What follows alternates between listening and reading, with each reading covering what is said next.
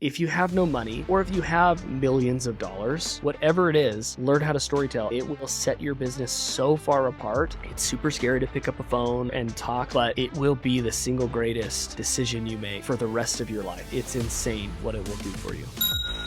A lot of people hear that I've got 3 different businesses. How do you sustain that? It's like every one of my businesses are wildly parallel with the next. Everything is very, very parallel. They're all so built and ingrained in this e-commerce space, and it just makes complete sense.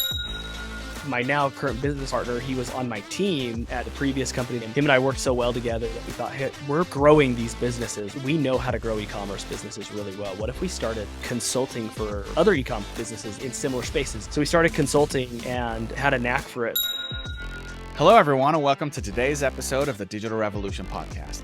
I'm your host, Eli Adams. Today's episode is brought to you by FireUsMarketing.com, where SEO solutions pave the way to digital excellence. In today's episode, we're joined by Trevor Crump.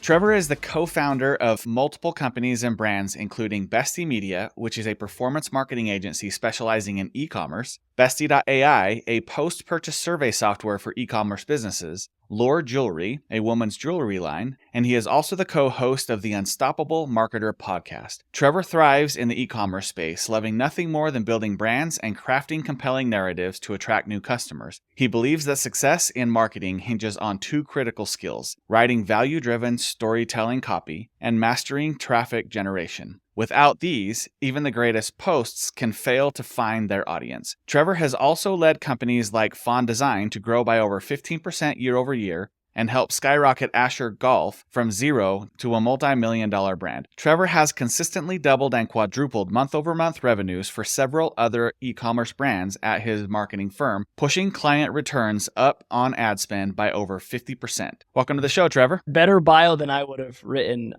Bios are my ultimate nemesis. I hate it more. I hate writing them. I hate it more than anything. And so what you have provided the audience is more than anything I have ever provided anybody. So nicely done. Well, you're welcome to use it anytime you want. But I just took a little bit of what you gave me and a little bit of what you have on your LinkedIn, and there you go. So you got a lot going on. I'm excited to jump in and learn a little bit more about what you're working on. But before we get to that, tell us about Trevor. Who's Trevor? Where'd you come from? Where'd you grow up? Let's learn about you.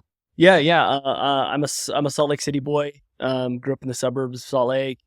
Been here pretty much my whole life. Couple different stints out of state, working in different places. But for the most part, I've been here. Been married for 15 years this year. Nice. I got 3 kids. I got 2 girls and a boy, and my family is my life. If I'm not working, I am either with my kids and my wife, or I'm playing golf or playing tennis. Oftentimes when I'm playing golf or tennis, my kids are with me as well because they're super into those sports too. So at the core, man, I am just your typical boring dad. That is really who I am, in all honesty. And there's nothing greater than being able to say that I am a typical boring dad to the world. Awesome for me, Well, I think being a dad's a very important thing. I think that, I'm a dad of 4 too, so I totally understand where you're coming from. It should be a priority in life. How do you focus on being a good dad with all the things you got going on? It's a good question, man. I've come a long way. I like to think that I am a really good dad now, but in my first little stint and ventures of being an entrepreneur, I did a lot of work and spent a lot of time in office, away from my family, missing key moments of their life. But what I mean by that is birthdays and anniversaries and all the things that you don't feel proud of. I don't feel proud of now. But at the time, I felt very much well, I'm doing this for my family, so they should understand the sacrifice. And there's some truth to that, that everybody in a family has to sacrifice for other people. But I think for me, I let things get way out of hand. And so in my first venture, the first 18 months, I worked probably, 8 a.m. I was out the door for my 9 to 5. And then I'd come home, get home at 5:30. I'd eat dinner, spend a little bit of time with the kids, spend a little bit of time with the wife. And then by 7:30 or 8, I was with my business partner from 7:30 p.m. to 2-3 a.m. Wow. every day for about 18 months, and just traveled a ton, and yeah, I kind of lost sight in prioritization, and so I did that for 18 months, and it really wore down on my physical health because I wasn't sleeping at all. I mean, it was crazy. I was able to function on 4.5 hours of sleep for 18 months. But I'd get sick really easy. And then just missed really my kids at the time were, my oldest daughter was 4 or 5. My son was, 2, 3, and my wife was pregnant with our third. And so just missed a lot. And after 18 months realized this isn't sustainable. How can I fix what I'm doing? And I kind of actually just reshifted the hours that I worked. And so I kind of came to this realization that not all hours of the day are created equal, right? Every hour is a minute, 60 minutes long, but not every minute within that hour is like, for example, a 5:30 a.m. hour is not the same as a 5:30 p.m. hour, right? And as I was thinking about that, I thought, okay, what if I wonder what would happen if I'm sitting here working till 2 or 3 in the morning. There's no way that work, like a 2 to 3 o'clock in the a.m. work, is as good as a 5 to 6 a.m. work after a good night's sleep. And so I talked to my wife, and she's like, hey, I'd love to get to bed a little earlier. So what if we started going to bed at 9,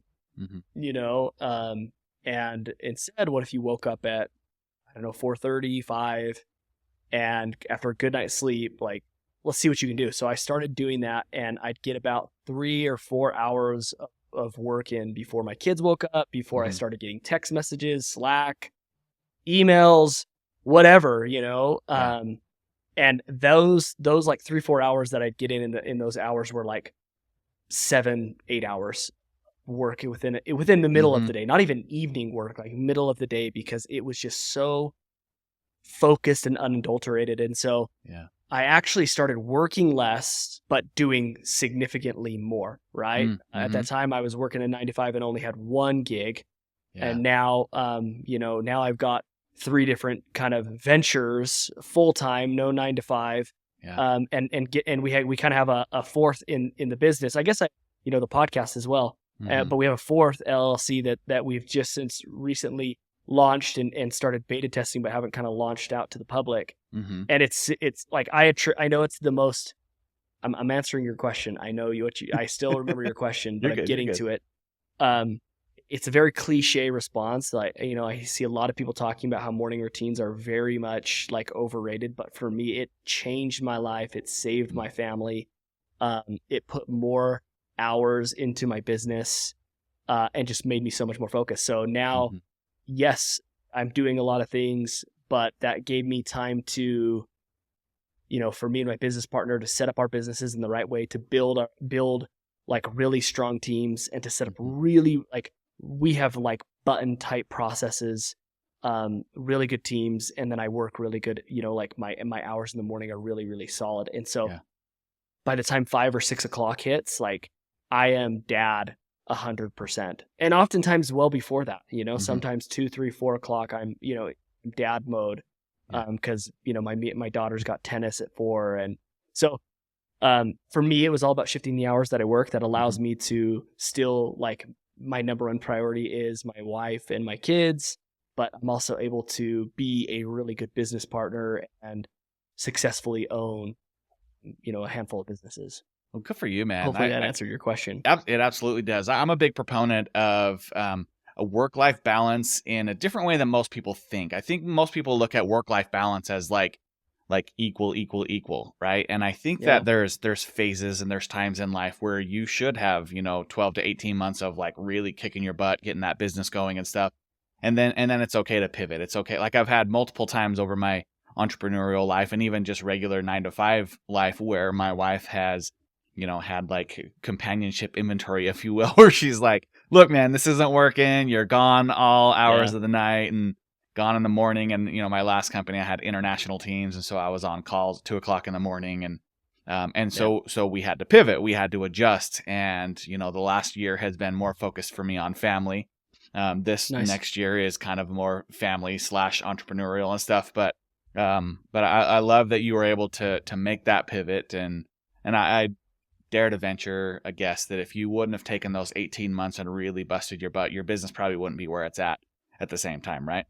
Yeah, totally. Yeah, I dog a lot of actually in my early stages after those 18 months, I kind of resented those 18 months. Like I resented myself. I resented the business that we had started a little bit. And because, I missed, four birthday parties. I missed one anniversary. I'd go through these things and I'm like, I can't believe how much time I wasted thinking that I was doing the right thing for my family. But at the end of the day, I was, and I think you're right, because I don't know if I would have learned the work ethic it took to do your own thing had I not done that. Because I never really cared to be an entrepreneur. That was never really like in my cards or in my vision. Yeah. It kind of happened after, a couple big events that happened in my life. But I like those 18 months were really precious to me. And I actually have to learn to love those 18 months significantly more because of I sacrificed. Listen, when you have kids, you start to realize these kids are only in your life for 18 years. They really, they'll be in your life forever, but there are so many people, especially if your kid, I read a stat, if your kids move out, it's like they see you. Most people only see their kids 2 or 3 times a year.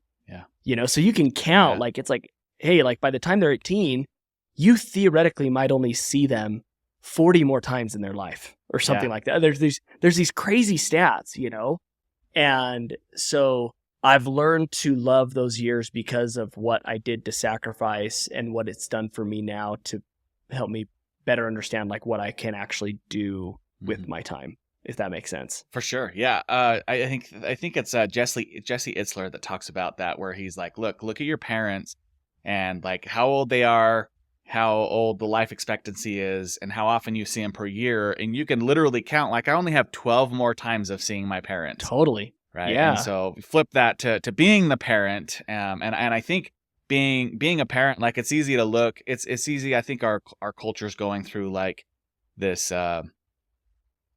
what's the best way to put it, where a lot of people are blaming their parents for their childhood trauma. Right. And so I think it's easy to push that blame on other people. But if we really look at okay, so if we want to be better every generation, what can we do to make sure that that relationship continues after our kids get out? And I think a lot of that depends on the first 18 years at home, right? So if you build that relationship and that trust, and then afterwards you as a parent take on the responsibility of doing the reaching out and inviting them over and calling and stuff, and not always just saying, well, hey, you never call me. I think that each generation will get better and better after that. So okay, so let's rewind a little bit. So you grew up in Salt Lake and went to high school in Salt Lake. At what point did you get into the digital world? Was it your first job? Was it in high school? Walk me through that process. Yeah. So surprisingly, I always knew that I was going to be in marketing. When I was a young kid in the Boy Scouts, one of my leaders in the Boy Scouts, when I was 12, 11 years old, he had retired. He was 34 years old and he was retired, and he drove this forest green Boxster Porsche, and that was my favorite car. And I was like, whoa, how did you get that car? His son was in my troop. Yeah. And he's like, oh yeah, my dad was way rich and he's retired, and he was in marketing, and apparently he ran a marketing agency called DSW, which was, I can't remember what the DNS stands for, but the W stands for white. But he was one of the 3 partners that essentially put IBM on the map. They were the people who branded and built IBM to the business that it is today. Wow. And sold their marketing agency for tens of millions of dollars. And so immediately I was like, all right, that's what I'll do when I grow up. I don't know what that means, but that's what I'll do. And so I the idea of working in marketing and being a part of a marketing agency has been on my roadmap since day one. I had a little stint in college where I thought, you know what? I like history a lot. I like American history. And so I had this stint that I thought maybe I'll be a American history professor in Yeah. college. And then my first American history professor I had in college was the biggest jerk ever. And I thought, okay, Never mind. I don't want anything to do with this anymore. So there was maybe like a 3 to 6 month stint where I like took my vision off of that. But yeah, always wanted to be a part of it. Took me forever to get a job in marketing. Nobody back in the day, it was very much like if you do not have a 4-year degree, this is in like 2010, 2011. Yeah, like 2009 to 2011. It was like, I mean, I seriously hunted while I was in school for 2 years, applied for hundreds of jobs, thought I wanted, try to get into every marketing agency that I could, and no one would give me a chance because I didn't have any experience, but no one would give me any experience. And so I was like, okay, well, no one will give me experience. I'll just keep going to school and I will work at, I was a sales rep for a mortgage company. I was essentially like an account executive for a mortgage company, and still could not get a job in marketing. So I was like, all right, F it, I'll go get my master's degree. Nobody can shut me down. So I went and got a master's degree and ended up getting a job as a sales rep for a company called Task. At the time it was called OutTask. It's now Workfront, which is a big project management company here. And I was doing sales for them and was trying so hard to get on their marketing team. Had kept interviewing, and every single time I'd interview, they'd be like, "Hey, we really like you," and they'd be like, "Wow, yeah, let's hire this guy," and then they'd turn me down, like, "Oh, you just don't have any experience. Like, after your master's degree, we'll hook you up." And I'd gotten a little internship that like got me a little experience in marketing, but eventually I ended up like, by the grace of God, luckily, like breaking every single record that like anybody had ever, like every single like record on the sales floor. This 1 month, I just like randomly crushed it, and the marketing team saw it and they're like, okay, cool. Like he's good at something. Let's just give this guy a chance. And that was like my first shot at that. And the rest is kind of history. And so, started in marketing probably in like 2020, I don't know, 2012 or something like that was maybe when I first got my first little gig and finished up my master's degree. And, that's kind of the history there. Well, that's cool. So just as you're talking through that, I'm just thinking like how things have changed as far as like degrees being needed these days to get into marketing. I think that, I interviewed Brandon Anderson on the podcast, and he's head of the marketing division at Mountainland Technology College. And he does like I think it's like a 9-month course for his students and teaches them basically all digital marketing, every aspect of it. And his students come out of that course making more than people with 4-year degrees in marketing, because marketing changes so much. Sure. What you learn your freshman, sophomore, junior year has already changed by the time you graduate. So, and I've been in the industry for quite some time and done lots of interviews, and I don't know that I ever looked for anybody with a degree. So it's unfortunate that you had to go through that where you didn't get experience because of not having a degree or experience and kept going. So lots has changed since then. So then at what point did you decide, okay, I've done this in-house long enough. At what point did you decide I'm going to take this and do this on my own? I was fortunate enough to kind of work my way up the ladder at Workfront, and then got a really, really great opportunity for another like subscription healthcare company here in the Salt Lake Valley, and was able to kind of get this like VP-ish position where I managed a significant amount of people. And it was a, $200-300 million company, like, like the pinnacle for me of like, oh my gosh, I'm, outside of being a CMO, I'm just about there. This is what I really, really want. And that company that I was working for ended up getting raided by the FBI.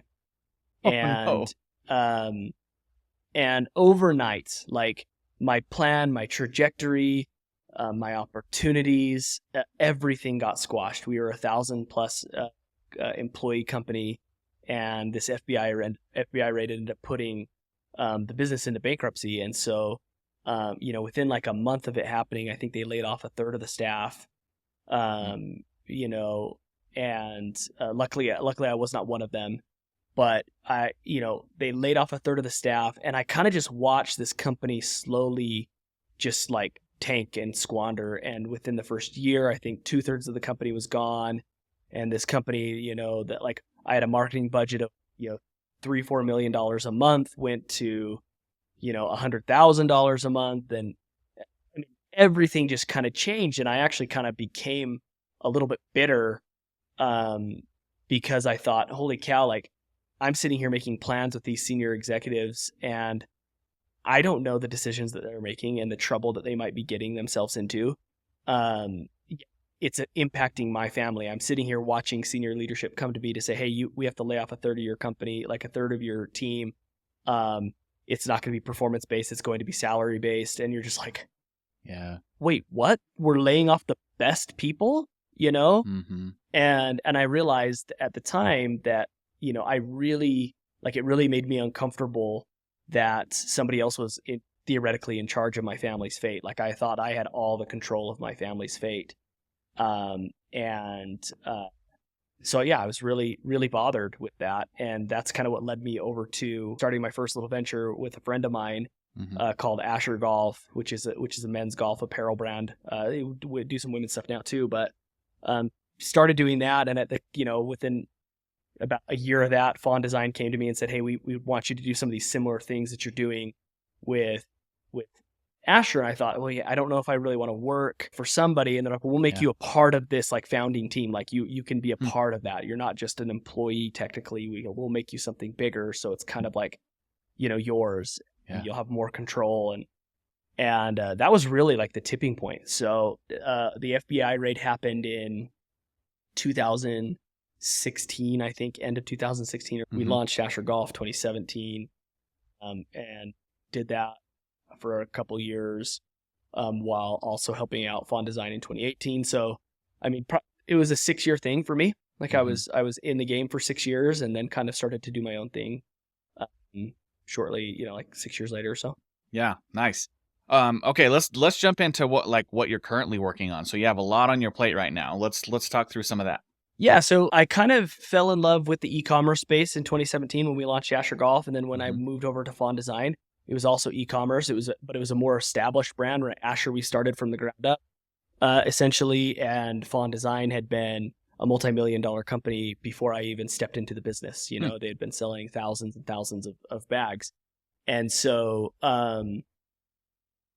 yeah, I fell in love with e-commerce, and I happened to have a business, or my now current business partner. He was on my team at Fawn Design, and the previous company that had that FBI raid. I had brought him back over to Fawn Design with me, and him and I worked so well together that we thought, hey, we're growing these businesses. Like we know how to grow e-commerce businesses really well. What if we started consulting for other e-com businesses, like in similar spaces, around this like $2 to $3 million range, like what, see if we can get people to 10 million, 15, 20 million, So we started consulting, and had a knack for it that just happened really, really quick. And my time as a full-time partner at Asher had kind of come to, this road of, is it this, or do I need to go do something different?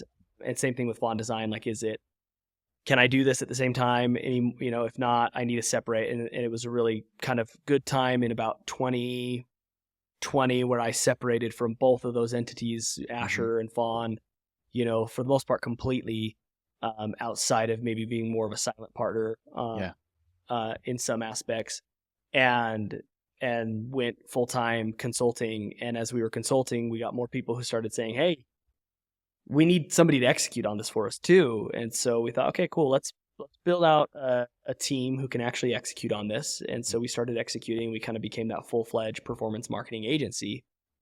In the meantime, we just got opportunities to work, as you're working with other e-commerce businesses, and that's your niche and that's your main focus, you kind of start to develop a name and a history, and people talk about you and recommend you. And we started working with a really kind of high-profile influencer here out of Salt Lake City, and we were helping her with her brands, and there came an opportunity to partner up with her to actually build a brand of our own. And so we built a jewelry brand, which is known as Lore by Carol, or Lore Jewelry. And it just was very parallel to what we were doing. It wasn't like we were going to have to, that's the thing about a lot of people hear that hey, you've got 3 different businesses. How do you sustain that? It's like every one of my businesses are wildly parallel with the next, right? So anything I'm doing for the performance marketing agency helps on the lore side. Anything I'm doing on the lore side helps me on this bestie post-purchase service, so everything is very, very parallel. It's not like I'm, building not like I bought a grocery store. I have a, like a fizz soda and a marketing agency. It's right. It's like they're all so built and ingrained in this e-commerce space, and it just makes complete sense. And so, started the agency 2020. We still have that. It's a very boutique agency. In no way are we trying to grow and scale that, that agency to, dozens and dozens of clients. We at any given time have between, 15 and 20 clients, and it works really, really good for us. We got that. Got Lore Jewelry, which happens. We have an amazing team that does that. That I work in and out of, which is really, really great. And kind of throughout our time, my time at Asher, my time at Fawn, my time as I built Bestie Media, the performance marketing, my time at Lore, we always were trying to find ways to communicate and talk to our customers. Like we could never, most e-commerce brands today, the way they communicate with their customers is really one of 2 ways. The first is through a customer support ticket, and it's usually starting on the customer side of things when they are bothered, upset, or there is a problem, right? Yep. Okay. So not a great time to be asking your customers for something. You're at this time hey, I need to fix your problem. I need to help you. Okay. The second way that brands are communicating with customers is through social media. And it's very hard because you don't quite always understand if they are customers. Yeah. Number one, because you can't tell if what percentage of your social media following is a customer of yours.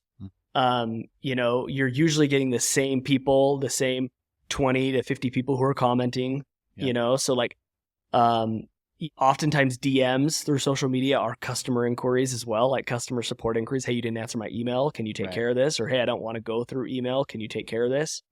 Or asking questions when you're going to get something in stock. It's also, once again, very inquiring of you, not you inquiring of them. And the only other way that brands will do it is they'll put they'll create polls on social media, like in your stories, like, hey, do you like this or do you like that? And that's the most we can really get from these companies. And so, we had run some really interesting post-purchase surveys via email when I was at Fawn Design to try to better understand attribution. So back in 2017, 2018, pre-iOS 14.5. Attribution was broken, but it was broken the other way. It was over attributing, right? So if I was making $1 million a month, Klaviyo would tell me I was making $500,000 there. Meta was telling me I was making $400,000 there, and Google was telling me I was making $500,000 there. And all of a sudden I'm like, well, I'm not making 1.4 million. I only made $1 million. So what's right? So we started just surveying. We got a SurveyMonkey account, sent an email out to people after they purchased, and we would ask them like, hey, how did you hear about us? What brought you to the website? Those questions. And that information drove the majority of our media buying direction because people started saying, oh, I'm seeing you on Instagram stories, or, oh, I am seeing you from these influencers. And it was like, okay, cool. Let's pour more money there. So, like I said, after the history of working with all these e-commerce brands, we thought, what if we just built a tool that could survey people in the most engaged time you will ever be with a customer, which is at the thank you page after they check out, right? Yeah. Everybody is so excited. I put my credit card information, I click place order, and you get that screen, right? It's the very next screen. It's not the checkout page. It's called the thank you page, where it says, thank you, Trevor, your order is on the way. And then it's got like a little map of like the general location of where I live. Yeah. And we thought, hey, what if we could embed a survey right there? Everyone's looking at that page. If we could get at least 20 people to respond, we could actually start to move some needles. And that's where Bestie AI was born, which is our post-purchase survey platform. So once again, it's all e-commerce based. We're working with the same people. Our first customers ever to use Bestie were our performance marketing clients, right? They were our guinea pigs. They were our tests. So that's kind of a little spiel on everything that that I'm up to right now and what we're working. So is the majority of what you're working on the post-purchase survey, like focus time, like the majority of your day Is it on that or split No, it's evenly? pretty split. It's pretty split. On the lore side, I will say we have a team who's building stuff, so I don't Mm. put a crazy amount of time and attention into that because we have a full-fledged team Mm-hmm. that's built that. On the marketing agency side, we also have a full-fledged team who is building and grinding and performing for our clients. Mm-hmm. I still manage a significant piece of strategic consulting with a lot of our clients. Mm-hmm. So I still put a lot of time and effort into that. That is what I am most passionate about. I love it. I love talking to our clients. I love talking strategy. I love having my head, in the books and in their metrics and their numbers and seeing what's going right and what's going wrong and why. So I very much am still heavily involved in that. But every brand has a time and season where we put more time and attention into it. So for example, in June of 2022, that's when we launched Lore. I was putting an insane amount of time into that just to build it up, right? And now I don't have to put as much time because of it. Bestie, yes, I'm putting a lot more time, so I'm working a little bit more, spending a lot more time in that world. But we've built it in a way that is very self-serving to the merchant or the agency who wants to use us. That I don't I'm no longer hopping on sales calls really anymore. Every now and then I'll get like a really big brand who wants to talk about it, but for the most part, it's like it is so self-explanatory. All you have to do is just click download in Shopify, and within 2 minutes, you have a survey built. And we use AI to build everything for you, so you don't have to think of the questions. AI does it all for you. You just tell it what you want. Yeah. So it's like, yes, I'm putting a lot of time into Bestie, but I'm also putting a lot of time into the agency side of things because I just, they both require time from me. For sure. Okay, that makes sense. Yeah. So if I'm a business owner out there and I'm listening to this, so far I'm thinking, man, this Trevor guy has got a lot going on. He's doing really well at all of it. There's no way I could do any of that or even one of those. Like, tell me about maybe to like humanize yourself a little bit. Besides the 18 months of working your butt off and not being with your family, what are some struggles you've gone through while growing these businesses? Okay, so I mean, the biggest thing is, the other thing that like a lot of people think of is like, hey, Trevor, you are doing a lot, but we also have big teams who are doing a ton for us, and so building out a team the right team has been a struggle. I shouldn't say it's been a struggle. It's definitely a challenge, but I've been super lucky and super blessed to, I've gotten a lot right, with the first group. I have had a couple partnerships that have gone, pretty south. One that's cost me so much money that makes me sick to my stomach. Yeah. So biggest challenge is like, yes, picking the right partners, picking the right employees, because there's no way I could run multiple businesses all alone, or even just with one business partner. Like that would be really, really challenging. So we've got a really, really strong team on the agency side. We are building out our team on the Bestie AI side right now. That is mostly our partners. Just the three. I have three partners or two partners, so there's three of us total in that. But we pull a lot of the help from our Bestie agency side, the media side, to help us out with that. That's supplementing it. But eventually, we will start hiring. So biggest thing is like hiring and finding the right partners. Like that is a massive, massive challenge because, like I said, there's no possible way if I didn't have my core business partner, my team members who are helping me out. My spouse helps me a ton. She doesn't necessarily work for the agency, but like everything, every choice I make, every decision we make, every person we bring, we're constantly talking about those things. I'm able to kind of bounce things off of her. But yeah, like finding the right people and the right team is really important. But before you do that, like doing it lean is even more important. Like you got to do it lean. You got to figure out how to do it, but you also there's this fine line of being cheap and lean and unproductive and being cheap and lean and really productive. And they're like, it almost happens overnight. Like it almost happens where it's like, this is the best choice to make. You're not paying anybody else. You're doing this all alone. You're wearing 15 different hats, but then all of a sudden you wake up the next day and you're like, holy cow, our business hasn't progressed because I haven't taken off 2 or 3 of my hats and handed them to somebody else. So that's a really big challenge too. It's like, do it, like retain as much equity, do as much as you can get something off the ground. But then when you find the right people, the right partners, jump on it immediately the moment you've got the right people. Yeah, that makes sense. It reminds me of one of my favorite books is called 3 Feet from Gold. I think it's from the Napoleon Hill Foundation. And they talk about this guy. He goes around and he interviews these successful people.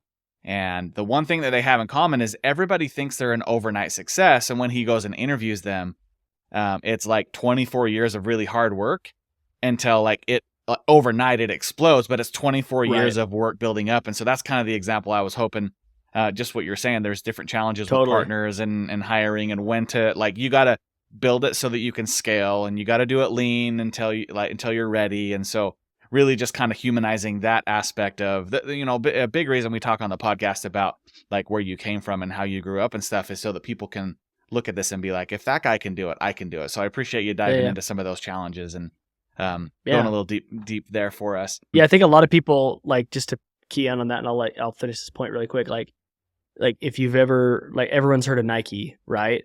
Like Nike, thinks, we all think of Nike as just this $1 billion brand, but it's like Nike was a company in the red, not making any money for like 17 years. Yeah. Getting screwed over, and like, I mean, constantly, if you read Phil Knight's book, Shoe Dog, like I was shocked, because I just always thought of Nike as like, oh yeah, they've always been big, or for you people, you guys who are a little bit younger, if you have like younger generation looking at this, like Hoka right now, another shoe company, like Hoka has been around for 15, 20 plus years, but they looked like an overnight success last year. Because all of a sudden everyone last year was wearing them. But it's like, dude, I remember my father-in-law coming to me like 8 years ago. He's like, check out these shoes. I'm like, those are so stupid, dude. He's like, they're the most comfortable shoes ever. And I'm like, you'll never catch me dead wearing those. But now everybody wears them, Yeah. And so we think of these overnight successes, but it's so far from the truth. There definitely are overnight successes, but they're few and far between. Absolutely. Yeah, I think, Gary Vaynerchuk talks a lot about, he's like, I posted 500 YouTube videos before I got picked up on like one Good Morning America or something, right? They interviewed me, and all of a sudden the 500 went viral at that point, and that's when he kind of started his marketing career from there. But he had to do these 500 videos first and put in the time and work and all that. Yeah. But and Mr. Beast was the same way. Like he was like 7 years of it or something like that before he became who he is. Yep, exactly. Yeah. So if you're a business owner out there, just keep grinding. So a lot of the podcast listeners are business owners, and a lot of them are smaller business owners where they can't quite afford to hire an agency, or they can't afford or know how to hire somebody in-house. So if we dive into the tactical section here, what advice do you have growing your business and owning an agency? If I'm a business owner, what advice do you have for me to help elevate myself online? Yeah, I mean, this is like, I would give this advice to the $100 million brand as I would to the real estate agent who's just getting started. Like, every single person should learn how to create content. Like, build personal brand and create content, and it will be the best thing it'll be the best investment of your time that you will ever make. Because right now we live in a world where it's easier than it's ever been to start a business, which makes it so much harder to stand out, because brands are a dime a dozen, right? There are very few unique brands unless they have a patent, because everybody just rips everybody off. It's never been easier before to find a manufacturer. 7 years ago when we were like creating golf gloves, finding manufacturers was crazy hard. I mean, it was insane. We'd have to go down these rabbit holes, Indonesia, to figure out where Titleist was making their golf clubs, because that's who we wanted to emulate. And you had to go out there. Now it's like you can go on Alibaba and you can find, Apple's supplier or Restoration Hardware supplier, or, I mean, it's just, it's easier than it's ever been. And so, Facebook algorithms are amazing, at allowing people to run ads and get their product in front of people. And so that's getting more and more expensive because of that, because the supply is so high. So if you want to stand out, and you don't have the money, create content, because what I've learned is the single thing that will cut through the noise, will cut through everybody else that's standing out, is a good story. Like from the dawn of time, whether you're religious or not, you go back to the Bible, these are all stories, right? And stories are what grabs people's attention. People will stop. The reason why TikTok has blown up is because somebody gets on, right? Like the other day, there was this girl on TikTok who, her name is Risa Tisa. I just know her name because it's so catchy, Risa Tisa. And it's this woman who's created this like 30-part series about how her husband was a narcissistic, crazy guy. And she just started telling stories. And it's this nobody who is now blown up with millions and millions of views because she's just telling the story of things about her husband that were just so crazy that people were just like, had no idea they were dying to know. Wow. And so if you have no money, or if you have millions of dollars, whatever it is, learn how to storytell, and it will set your business so far apart. It's crazy. It is super intimidating. It's super scary to pick up a phone or whatever and to talk like I am doing right now.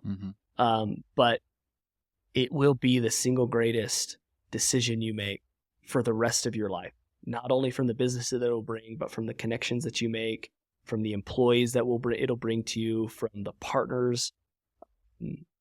It's insane what it will do for you. That is like my number one thing. Okay, can I ask some clarifying questions on that then? Go a little bit deeper? Please. Okay, so do I personal brand as a business owner? Do I brand as the business on the business page? Do I do both? Like where do I start, and what's more important for me to do?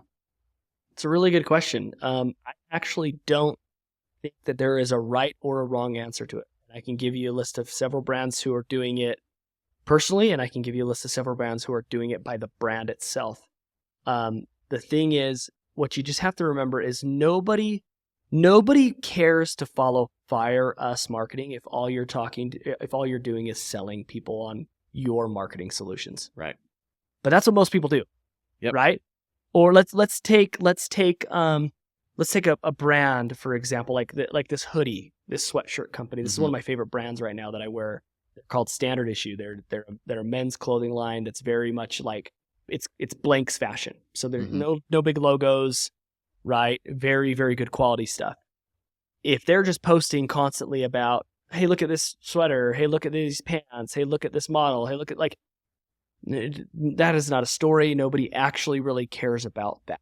But if you maybe start telling the story of like how this hoodie went from costing, $150 to $99 or something like that, like there's a story there that might be interesting to people. Or if you're talking about Fire Us marketing and you decide that you don't want to build it from your personal brand, but you want it to be Fire Us marketing and you want people to follow you, then you got to start talking about the company and what you guys are doing on a day-to-day basis. And you're not necessarily talking about marketing, all those things. You find ways to incorporate it in, but you're telling stories every day about how you are growing and building your business. And what it's going to eventually do, it's going to attract the merchants or the people who need your services that will eventually come to you. So there's not a right or wrong answer. I lean on the side of personal more than brand. Like you'll go and look, and Bestie does not have I'm going to start doing some stuff with it on Instagram and TikTok, but it's me. I am Bestie, and I get business from it personally. But you can look at there's a brand called Midday Squares, which is a functional chocolate brand. They are all the founders all show up on the Midday Square brand page. Okay. Right. And they crush it. There's another brand called Seek Supply, which is a protein company. And if you go look, it's their founder who drives all the business. His name is Ben.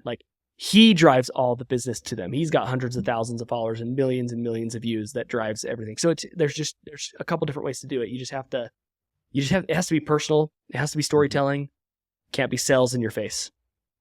Yeah, so like Gary V's book, jab, jab, jab, right hook, right? Like you give value, and then you ask. So I think it's solid advice. A lot of people, unfortunately, just try to sell all the time. And, on LinkedIn, I'm sure you get it just as much as anyone else. You connect with somebody thinking you're going to build a relationship, and 20 seconds later, you get a sales email, Yep. a private message, and you're like, okay, well, I don't really care for that right now. But if you build that brand, build the relationships, I think that's really good advice.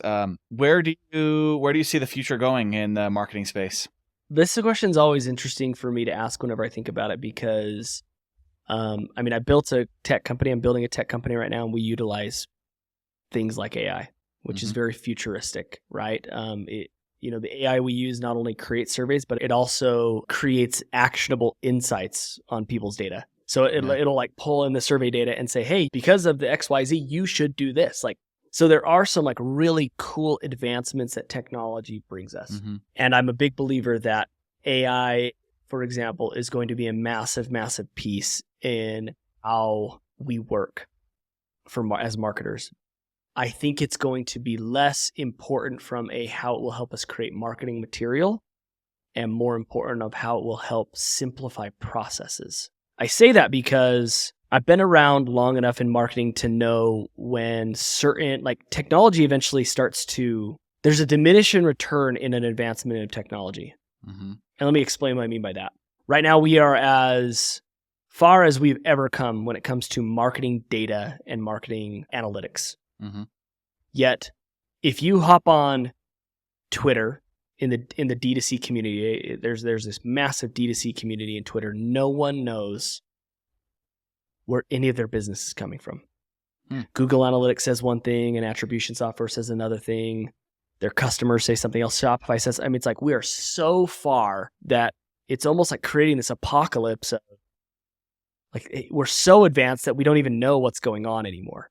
Yeah. And the same thing's happening with AI. AI is now creating so much, from blogs to we use AI in our marketing agency all the time to create voiceovers. And now it's getting to the point where it's becoming so not original that we're turned off from it. Yeah. Right?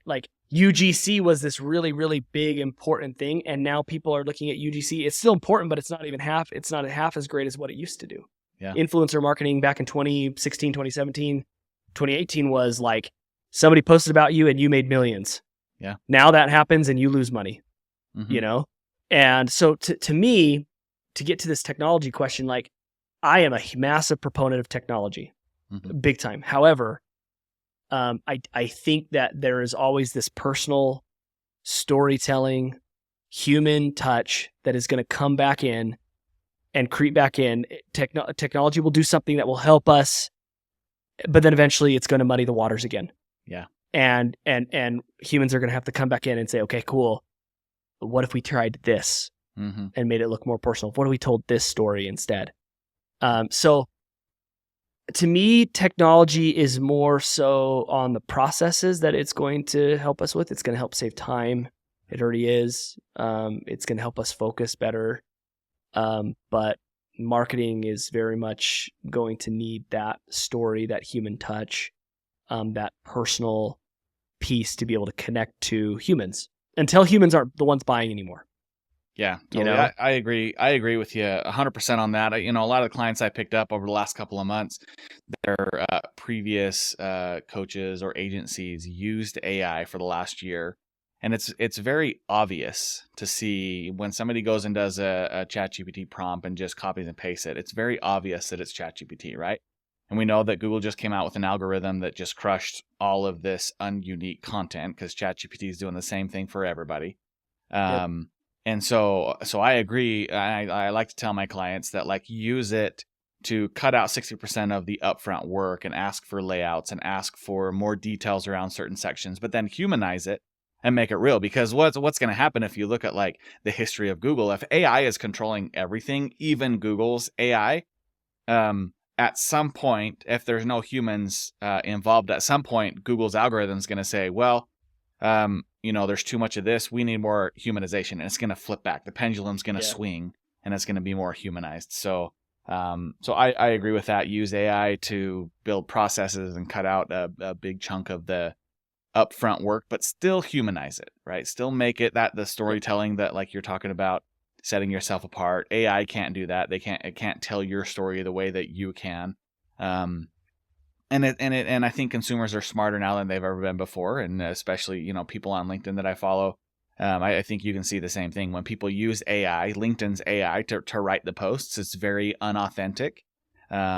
And just there for a like, and I pass it by. I skip it, and I think a lot of people are doing that same thing. But humans, we're smart. Like, we are really smart, and we can tell the difference. And like I said, like, once again, I own a company that is based solely around AI, and so I'm not knocking AI whatsoever. I'm just saying it's not going to be the technology. It is going to be a massive technological advance, but not in a way a lot of other people are thinking.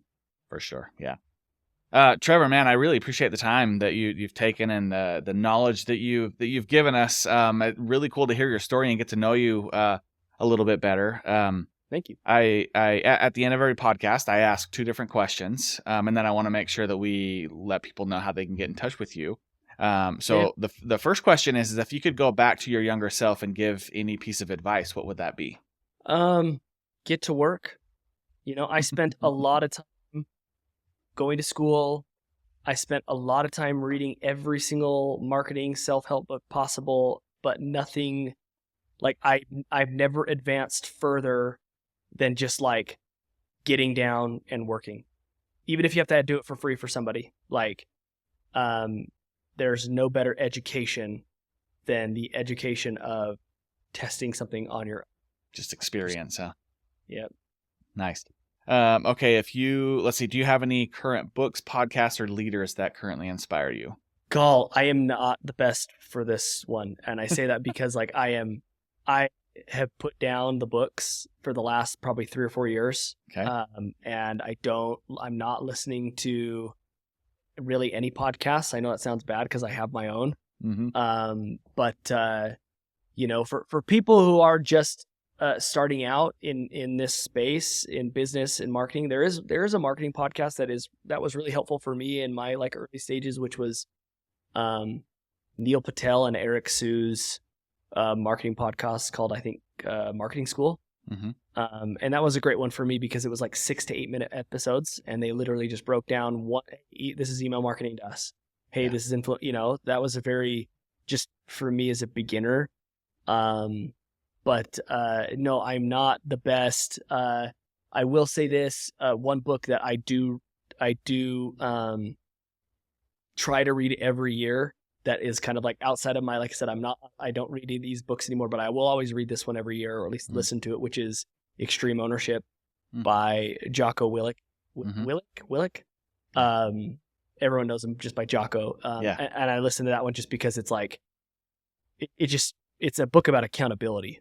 You know, it's not necessarily teaching me much about, it's just like accountability as a dad, as accountability as a husband, as a father, as a business owner, as a friend. So that one just makes you a better human, I think, personally.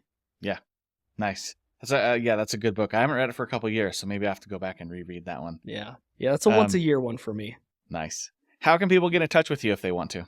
I think I am at the Trevor Crump on every profile, like TikTok, Instagram, Twitter, LinkedIn, just Trevor Crump. But I love the community aspect of Instagram. So if you're on Instagram, DM me. Like that's probably my favorite place to communicate with people. It's the easiest place to get in touch with people as well, I think.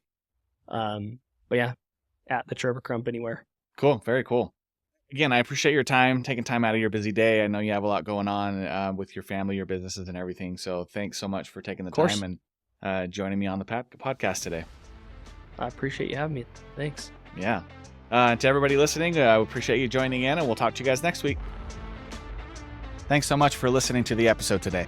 Listen, I know how valuable an hour of your time can be, and for you to take that busy time out of your day and spend it with us, it really means a lot. If you enjoyed today's episode, please consider liking and subscribing on whatever platform you're on.